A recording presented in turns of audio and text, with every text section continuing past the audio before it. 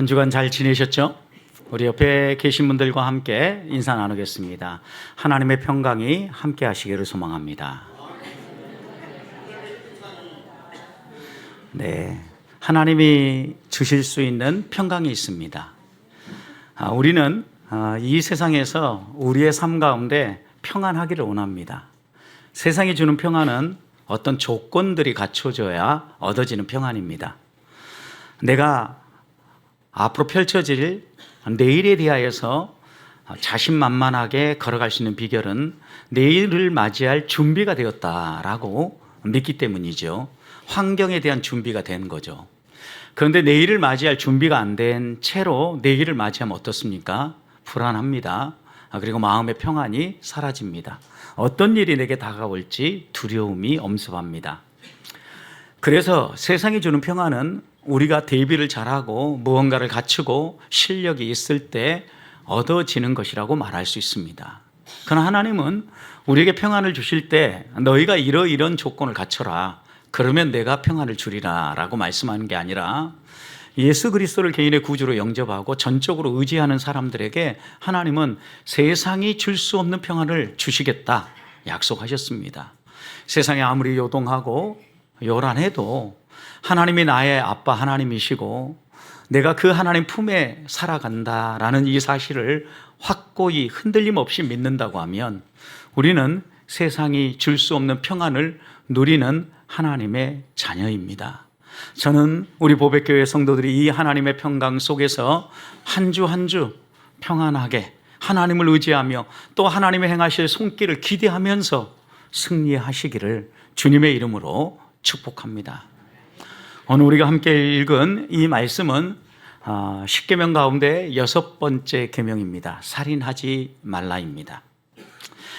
그런데 우리가 이 땅을 살아가면서 많은 사람들이 이렇게 생각을 합니다. 나는 살인과는 상관없는 사람이야. 나 같은 선한 사람이 무슨 살인이야. 이렇게 생각할 겁니다. 저도 마찬가지입니다. 저의 얼굴을 보십시오. 누구를 죽이게 생겼습니까? 저는 살인할 만한 감이 되지 못합니다. 그래서 많은 사람들이 이 말씀은 하나님이 나에게 주는 사람이 아니라 좀 얼굴도 우락부락하고 뭔가 다른 사람을 죽일 만한 힘이 있는 사람에게 주시는 말씀이다 이렇게 생각을 합니다. 그런데 오늘 말씀은 곰곰이 살피면 살필수록 하나님께서 살인하지 말라라는 이 말씀은 또 하나 이렇게 말씀한 겁니다. 상대방의 생명을 모든 사람의 생명을 존엄하게 대해라 라고 말씀하는 거예요. 한 사람의 생명이 얼마나 존귀한 것인지 하나님은 우리에게 분명히 가르쳐 주시지 않습니까? 생각해 보십시오. 대통령의 생명이 존엄하다면 국민의 생명도 존엄한 것입니다. 부자의 생명이 존엄하다면 가난한 사람의 생명도 존엄한 것입니다. 그런데 우리는 그 사람의 외적 조건에 따라서 그 사람의 생명도 차등이 있다라는 생각을 가끔 합니다. 어떤 면에서 그러냐면 저 사람이 부자하고 저 사람이 권력이 있고 저 사람이 힘이 있다면 저 정도 대접은 마땅히 받아야 돼 이렇게 생각을 합니다. 가난하고 힘이 없고 연약하면 그 어려운 환경 가운데 살아가는 그 사람을 보면서 어쩔 수 없지만 그것이 그 사람에게 주어진 운명이야 이렇게 생각을 합니다. 여러분 그런데 하나님이 정말 이런 삶을 우리에게 원하실까요? 하나님은 모든 사람의 생명이 귀하다라고 말씀하시는데 성경에 나봇의 포도원 비유를 여러분 한번 떠올려 보십시오. 아방이 산책을 하다가 나봇의 포도원을 만났는데 너무나 아름답고 너무나 예뻤습니다. 나도 이런 포도원을 하나 가졌으면 좋겠다라고 생각을 했습니다. 그래서 나봇에게 제안을 합니다. 돈을 얼마든지 줄 테니까 나에게 이 포도원을 팔 수 있겠냐. 그러나 나봇은 한마디로 거절합니다. 이 포도원은 조상 대대로 내려온 거기 때문에 우리 가문의 기업입니다. 팔 수 없습니다. 그러자 이 아합은 얼마나 이 포도원을 갖고 싶었는지 마음의 병을 앓고 식음을 전폐하고 시름시름 앓고 있습니다. 그 모습을 보던 이세벨이 당신이 누구냐고 묻습니다. 당신이 왕이 아니냐고. 근데 왜 이렇게 고민하고 있냐고. 그런 다음에 이세벨이 이 나봇의 포도원을 얻기 위한 계획을 세웁니다. 불량한 사람 두 사람을 뽑았다고 얘기했습니다. 그 불량한 사람 두 사람을 세워서 나봇이 하나님을 저주했고 왕을 저주했다라고 증언하게 한 겁니다. 거짓 소문을 퍼뜨린 거죠. 그리고 난 다음에 동네 사람들을 동원해서 나봇을 끌어내고 이 불량한 두 사람의 증인의 말을 따라 돌로 쳐 죽입니다. 그리고 그 나봇의 포도원을 빼앗아서 남편 아합에게 준 것입니다. 여기까지는 아무런 문제가 없고 또 한 사람의 권력에 의해서 모든 것들이 해결된 것처럼 보입니다. 그런데 하나님은 엘리야 선지자를 통하여 이 악행을 저지른 이세벨과 아합에게 경고하십니다. 엘리야 열왕기상 21장 19절 말씀을 보면 너는 그에게 말하여 이르기를 여호와의 말씀이 너가 죽이고 또 빼앗았느니라 이렇게 전하라는 거예요. 여러분 누가 죽였어요? 나봇의 이웃들이 죽였어요. 왜요? 하나님을 못 오겠고 왕을 못 오겠다, 저주했다 라고 생각했기 때문에 불량한 거짓 증인의 증언에 따라서 그 동네 사람들이 죽였습니다. 하지만 하나님은 엘리야 선지자를 통하여 너가 죽였다, 너가 빼앗았다 라고 말씀합니다. 그리고 이어서 이렇게 얘기합니다. 개들이 나봇의 피를 핥은 그곳에서 개들이 너의 피도 핥으리라. 너가 악행을 행하고 생명을 해한 것처럼 나도 너의 생명을 거두리라. 하나님은 분명히 말씀하는 겁니다. 하나님은 아합 왕이라고 해서 그 생명을 귀히 보시고 나봇의 생명이라고 해서 천히 보신 게 아니에요. 왕의 생명이나 나봇의 생명이나 동일하게 대하신다라는 말씀입니다. 적어도 살인하지 말라라는 것은 하나님이 이 땅에 허락하신 모든 생명은 존귀하다, 존엄하다라는 사실을 너희가 마음에 새기고 생명을 존중하며 살라라고 당부하는 겁니다. 여러분 그러면 오늘 우리는 생명을 존중하며 살고 있습니까? 오늘 우리 사회를 보십시오. 생명을 존중하는 이 생각이 여러 부분에서 많이 사라져가고 있습니다.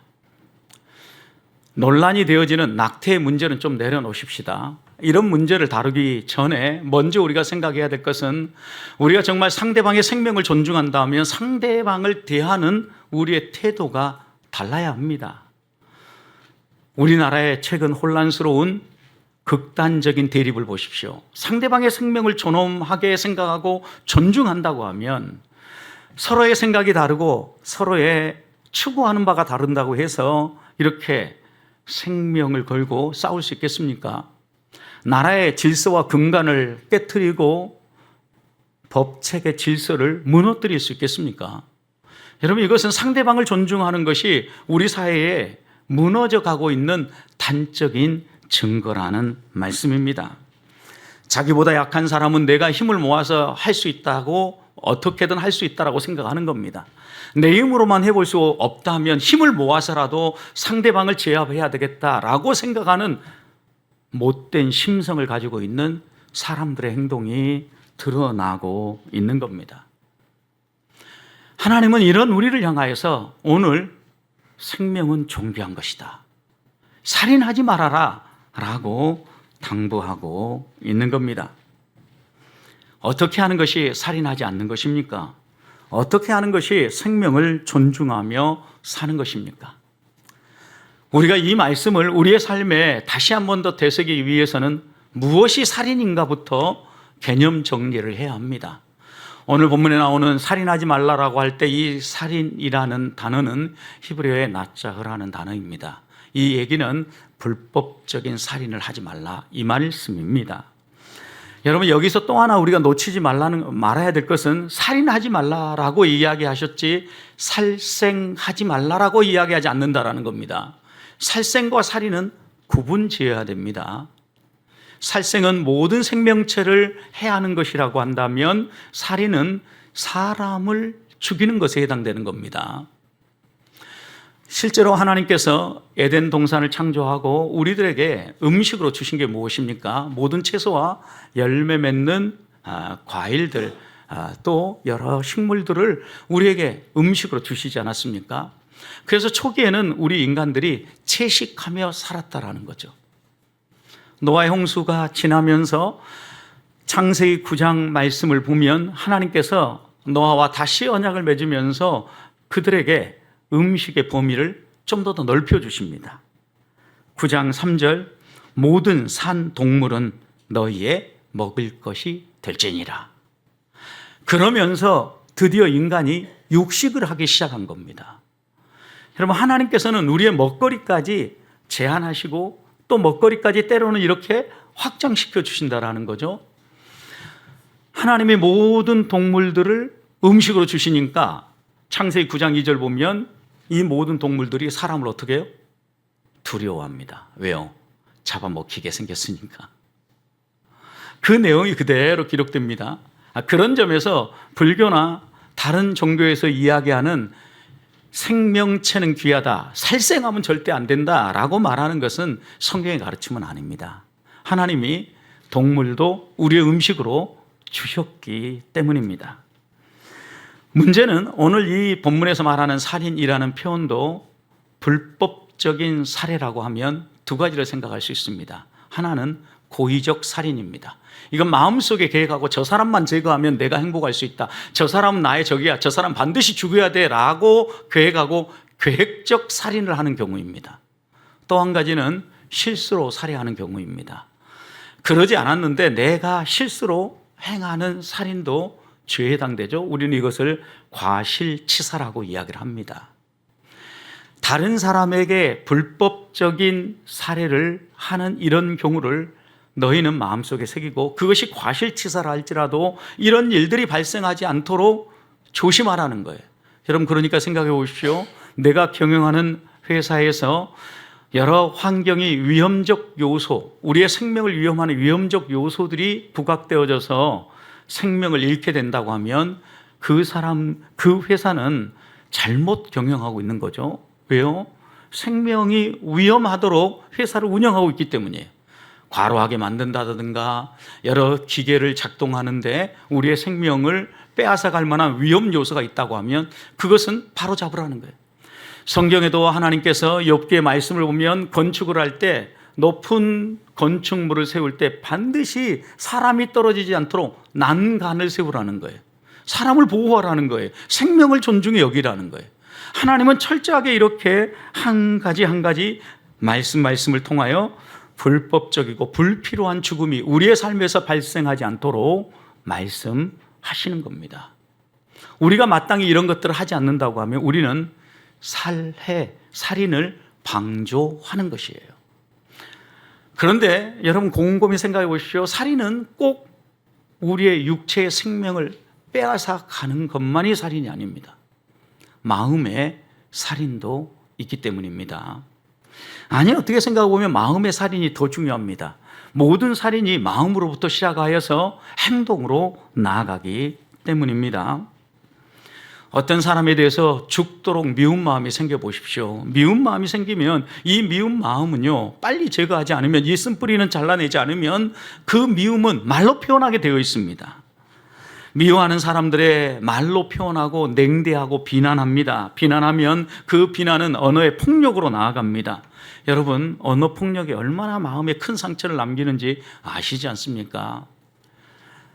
유명인들이 SNS에 악플로 말미암아서 생명을 끊는 경우가 자주 발생하고 있잖아요.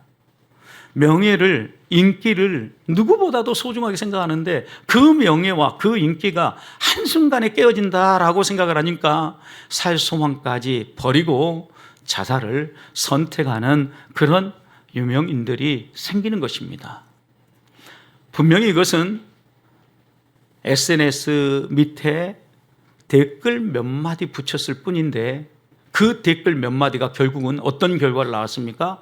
살인이라는 결과를 낳은 거예요. 그러니 굳이 우리가 어떤 무기를 사용해서 상대방의 생명을 빼앗지는 않는다 할지라도 마음으로 냉대하고 비난하고 또 분노하고 공격하는 것으로도 얼마든지 상대방을 죽일 수 있다는 사실을 기억해야 합니다. 그래서 예수님은 산상수훈을 통하여서 너희가 과거에는 모세가 이렇게 가르친 것을 알고 있다. 예를 들어서 살인과 관련해서도 마태복음 5장 21절 22절 보면 이렇게 얘기하죠. 옛사람에게 들은 바 살인하지 말라는 걸 너희가 알고 있지 않느냐. 그러나 나는 너희에게 말한다 라고 얘기하면서 살인이 무엇인가에 대해서 우리 주님은 살인의 깊은 의미까지 풀어서 설명을 합니다. 마태복음 5장 22절 나는 너희에게 이르노니 형제에게 노하는 자마다 심판을 받게 되고 형제에 대하여 나아가라 하는 자는 공회에 잡혀가고 미련한 놈이라고 하는 자는 지옥불에 들어가리라. 여러분 여기에 노함, 나가라고 말하는 것, 미련한 놈이라고 말하는 것 이것도 뭐예요? 살인이다 라고 우리 주님이 말씀하시는 거예요. 여러분 나가라는 이 표현은 아람어의 욕이에요. 어떤 욕이냐면 머리가 텅 빈 놈 이런 얘기예요. 미련한 놈. 우리는 그런 사람에 대해서 속된 말로 이렇게 얘기하죠. 골빈 놈 이렇게. 머리가 텅 비었다는 얘기예요. 여러분 이런 얘기를 안 쓰는 것 같은데 여러분 어때요?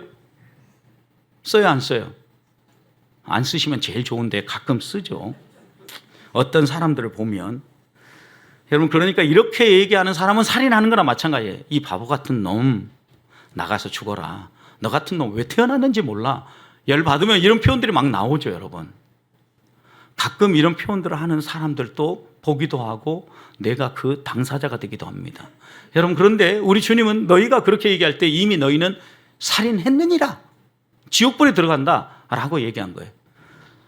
여러분 또 하나 여기서 얘기하는 건 뭐냐면 형제에게 노하는 것도 살인이라고 그랬어요. 분노. 여러분 그러니까 살인은 여러 가지 다양한 형태로 나타나는데 분노의 파괴적인 형태가 살인이라는 사실을 기억하라는 거예요. 여러분 우리 이거 조심해야 됩니다. 우린 가끔 내가 원래 다혈질적이어서 화를 잘 내. 괜찮아. 스스로에게 위안을 합니다. 여러분 근데 성경에서 다혈질인 사람은 형제에게 노해도 돼 이렇게 기록하지 않았다라는 거예요. 형제에게 노하는 자마다예요. 예외가 없어요. 화내면 안 된다라는 얘기예요. 화내지 말라는 거예요. 여러분 우리에게 분명하게 교훈하는 이 말씀을 마음속에서 다시 한 번 더 새겨야 돼요. 분노는 반드시 어디로 가느냐? 결국 상대방을 살인하는 쪽으로 간다라는 거예요. 이게 쌓이고 쌓인다라는 거죠. 여러분 생각해 보십시오. 눈덩이가 어떻게 불어나는가? 아주 주먹만한 눈덩이 하나를 뭉쳤습니다. 그리고 눈밭에다 그 덩어리를 굴려보십시오. 그럼 어때요? 구르면서 큰 덩어리로 살이 붙는 거죠.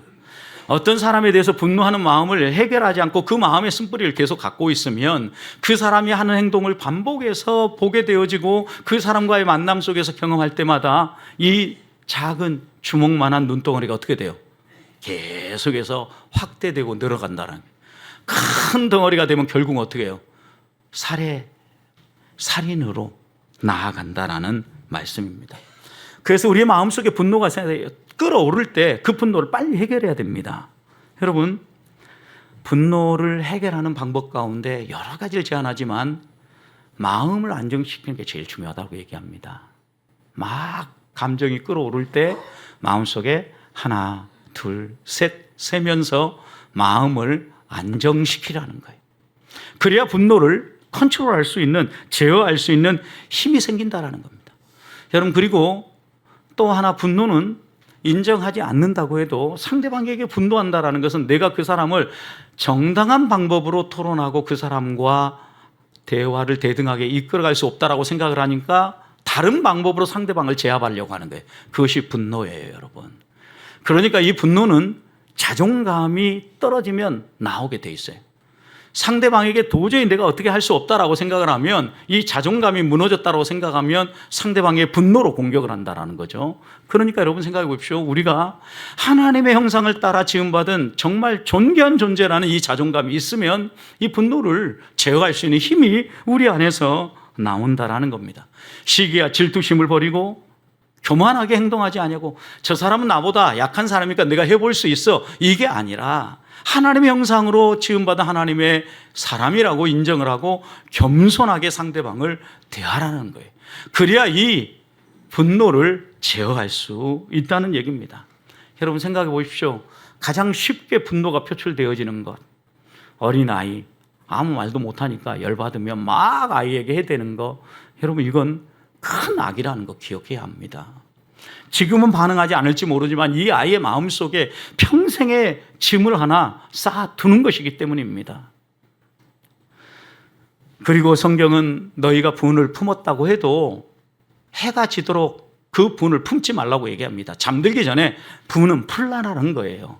여러분 생각해 보시오. 우리 예수님도 성전에서 상행위를 하는 사람들을 향하여서 하나님 백성들이 나와 기도하지 못하도록 상행위를 하는 그들을 향하여 채찍을 들어 분노하시고 또 내쫓지 않았습니까? 여러분 이런 분노는 필요합니다. 그런데 여러분 우리가 놓치지 말아야 될 것은 그런 분노를 할지라도 어떻게 하라고요? 해가 지도록 품고 있지 말라는 거예요. 하루 이상을 품지 말라는 거예요. 그런 일이 있어도 다 털어버리고 잠들기 전에 풀어버리고 용서하고 원한을 품지 말고 하루를 맞이하라는 거예요. 결국 우리에게 이렇게 얘기하는 거죠.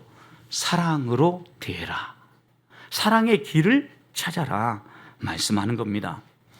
다른 사람의 생명을 귀히 보는 것은 내 생명이 귀하다고 생각할 때 다른 사람의 생명도 귀히 볼 수 있게 되는 겁니다.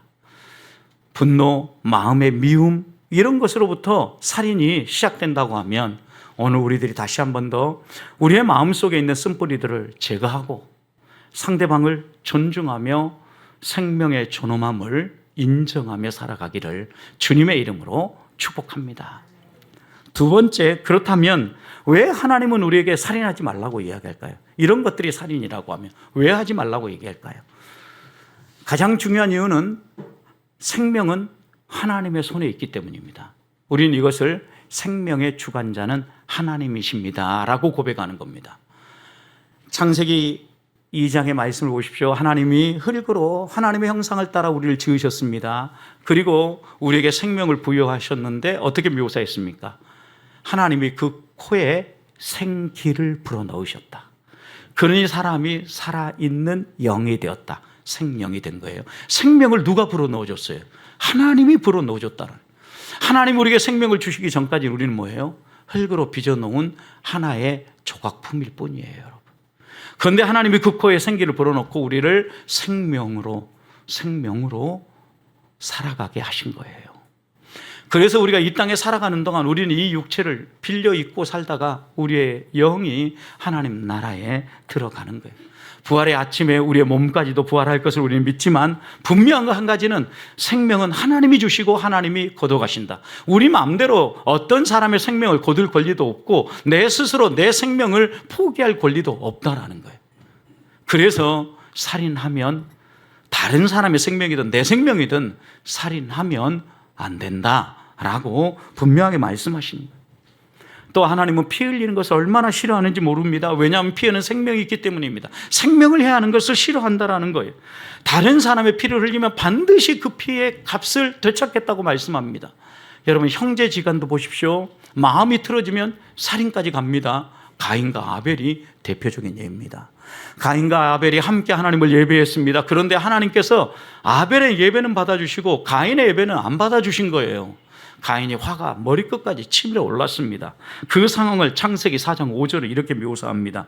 가인과 그의 재물은 받지 아니한지라 가인이 몹시 분하여 안색이 변했다. 안색이 핏기가 올라가지고 빨갛게 이렇게 달아올랐다라는 거예요. 여러분 그때 하나님 이렇게 얘기합니다. 여호와께서 가인에게 이르시되 내가 분하여 하면 어찌미냐? 안색이 변하면 어찌 됨이냐? 왜 너 화내고 너 왜 이렇게 안색이 울그닥불그닥하게 변했냐? 라고 하나님이 물으시는 거예요. 그러면서 이렇게 얘기합니다. 내가 선을 행하면 어찌 낯을 들지 못하겠느냐?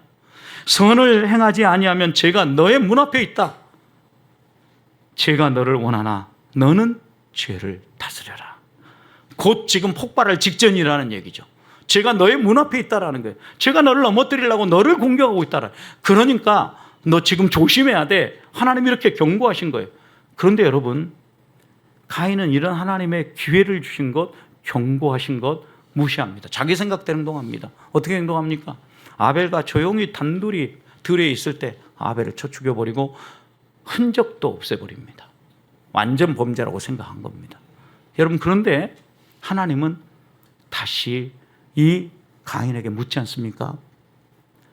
내 동생 아벨이 어디 있느냐? 분명히 하나님이 이렇게 말씀하시면서 한 사람의 생명을 소중히 여기고 한 사람이 위험한 상황에 빠질 때 변화될 수 있는 기회를 항상 제공해 준다. 여러분, 그때 우리는 우리의 감정을 안정시켜야 되는 거예요. 하나님의 말씀 앞에 부복하고 하나님, 제가 어리석었습니다, 회개하고서야 건강한 하나님의 사람으로 살아가는 거예요. 여러분, 하나님은 싫어하는 일이기 때문에 아벨의 피를 흘린 그 가인에게도 하나님이 그 피를 찾는데 창세기 9장 6절 이렇게 얘기합니다. 다른 사람의 피를 흘리면 그 사람의 피도 흘릴 것이다. 여러분, 하나님은 분명히 얘기합니다. 이것만이 아닙니다. 우리가 살인하고 다른 사람을 죽이는 행위는 하나님의 형상을 파괴하는 행위입니다. 하나님의 형상을 따라 지음받은 하나님의 백성을 공격하는 것, 여러분, 이것은 하나님을 공격하는 행위라는 걸 여러분 잊지 말아야 합니다. 여러분 옆에 있는 하나님의 형상을 따라 지음받은 사람에게 욕을 하는 것, 하나님께 욕하는 거예요. 분노하는 것, 하나님께 분노하는 것이에요. 여러분, 이걸 놓치지 말아야 돼요.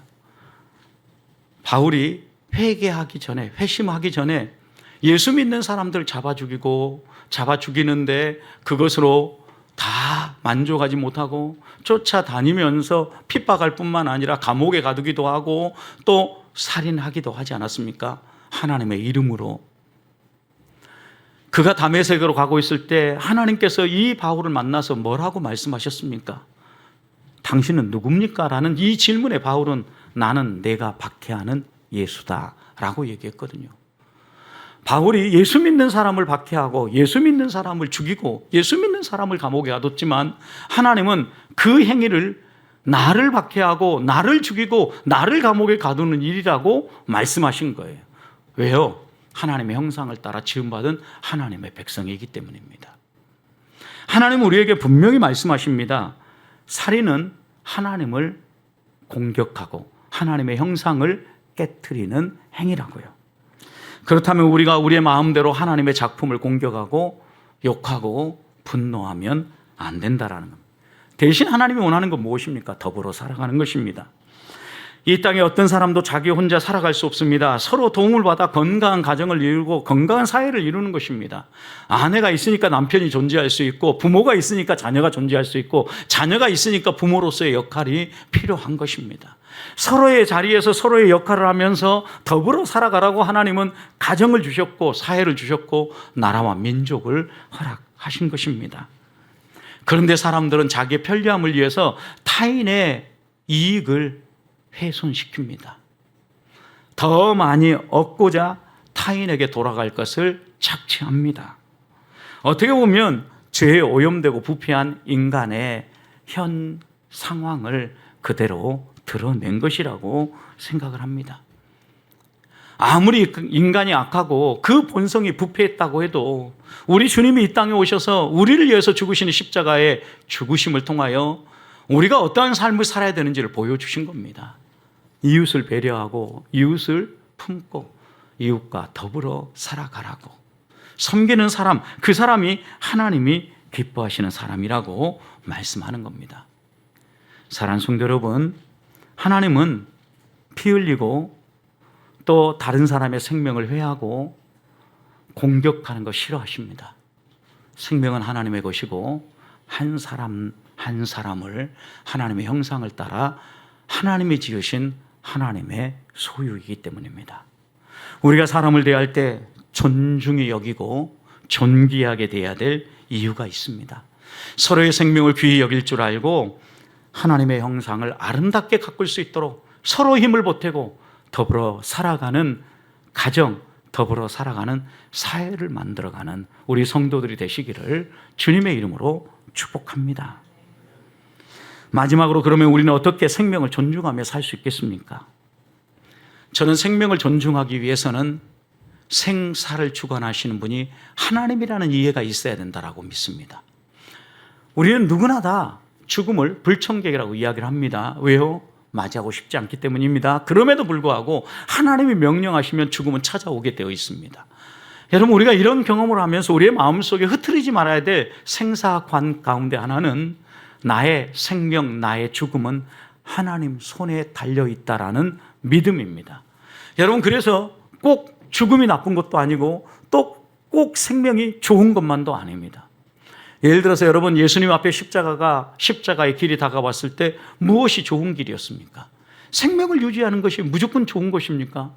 여러분, 예수 그리스도는 자신의 생명을 기꺼이 내어주심으로 죄에 오염되어 있는 모든 인류를 구원하는 구원의 길을 열어주셨습니다.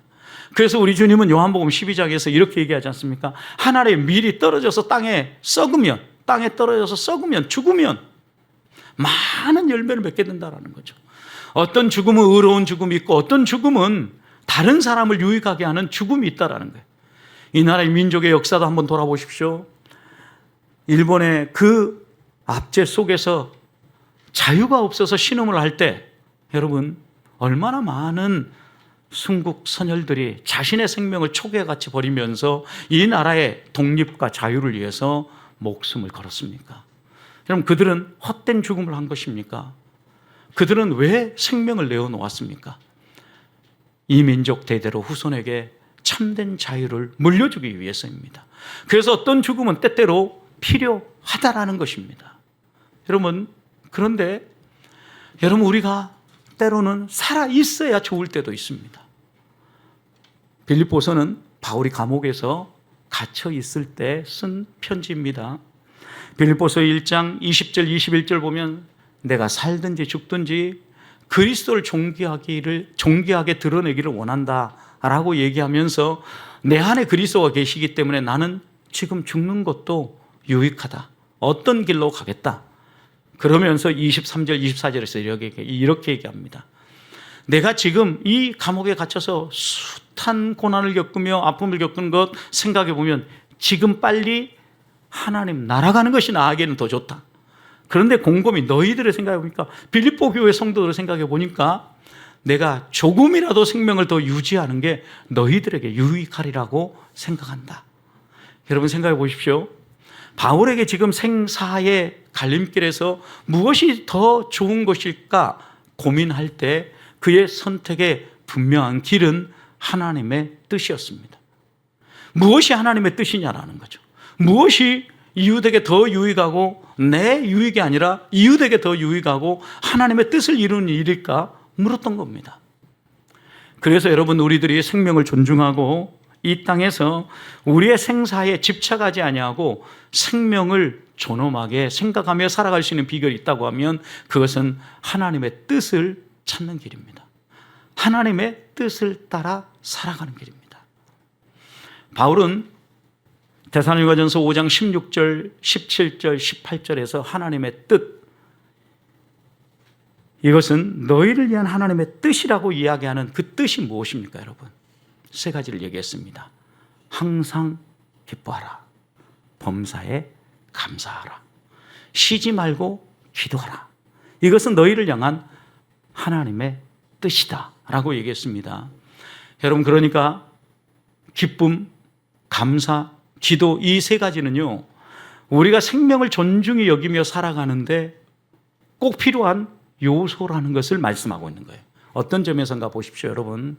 내가 하나님의 뜻을 추구하고 살아가다 보면 내 환경이 어떤 환경에 펼쳐진다 할지라도 하나님이 책임지고 하나님이 일하실 거라고 믿으면 범사에 감사할 수 있어요. 범사에 감사할 수 있을 뿐만 아니라 하나님이 책임져 주시고 하나님이 나를 변화시켜가고 나에게 가장 좋은 것 주신 분이라는 믿음이 생기면요, 항상 기뻐할 수 있어요. 항상 기뻐. 그리고 지금 내 앞에 다가오는 장애물, 어려움들을 위해서 어떻게 해요? 쉬지 않고 기도할 수 있게 되죠. 이 쉬지 않고 기도하는 것은 예수 기도라고도 이야기하고 또 화살 기도라고도 얘기를 합니다. 초대교회부터 많은 신앙의 선배들이 이렇게 기도했습니다. 원 센텐스, 한 문장으로 하나님 앞에 기도하는 겁니다. 하나님, 저를 불쌍히 여겨주십시오. 저는 죄인입니다. 제 힘으로 아무것도 할 수 없습니다. 하나님 도와주십시오. 하나님 은혜 베풀어 주십시오. 이렇게 기도하는 겁니다. 일상의 삶 가운데 우리가 하나님 앞에 쉬지 않고 기도하는 것은 매일 매순간에 다 기도할 수 없지만 내 앞에 여러 가지 일들이 다가올 때마다 하나님 감사합니다. 하나님 내가 연약합니다. 하나님 저는 죄인입니다. 하나님 저는 하나님의 은혜가 필요합니다. 불쌍히 여겨주십시오. 이렇게 한 문장으로 기도하면서 하나님을 의지하며 나아가라는 거예요. 여러분 그럴 때 우리도 있는 모습 그대로 품을 수 있고, 왜? 이 일을 통하여 하나님이 일하실 것을 믿으니까 상대방에 대해서도 있는 모습 그대로를 받아줄 수 있다는 거예요. 때로는 내게 마음에 들지 않고 내 생각과 다른 사람일 수도 있습니다. 그러나 그도 하나님이 책임지십니다. 하나님이 변화시키십니다. 하나님이 바꾸어 가실 것입니다. 그렇다고 하면 우리는 하나님의 뜻을 따라 기뻐하고 감사하고 기도할 수 있게 되는 거죠. 결국 우리가 생명을 존엄하게 여기고 또 이 땅 가운데에서 수많은 만나는 사람들을 귀히 여길 수 있는 비결은 하나님의 뜻을 우리의 마음에 품고 살아가는 거예요. 기뻐하고 감사하고 기도하면서 내 삶을 통하여 하나님이 일하시도록 하나님의 뜻이 이루어지도록 살아간다면, 결국 예수 그리스도처럼 살아간다면, 예수 그리스도의 마음을 품고 살아간다면 우리의 입술을 통하여, 우리의 마음을 통하여, 우리의 행동을 통하여 생명을 존중히 여기는 삶이 펼쳐질 거라는 말씀입니다. 사랑하는 성도 여러분, 하나님은 우리에게 살인하지 말라고 말씀합니다. 어떤 방식으로 살인이 우리 안에서 시작되는가 기억하십시다. 상대방의 생명을 존중히 여기고 더불어 살아가라고 하시는 이 하나님의 말씀을 마음에 새기면서 하나님의 뜻은 기뻐하고 감사하고 기도하면서 더불어 살아가는 것임을 기억하십시다. 한 주간 우리 앞에 펼쳐지는 삶을 통하여 하나님을 영화롭게 하고 하나님을 기쁘시게 하는 주의 자녀들이 되시기를 주님의 이름으로 축복합니다.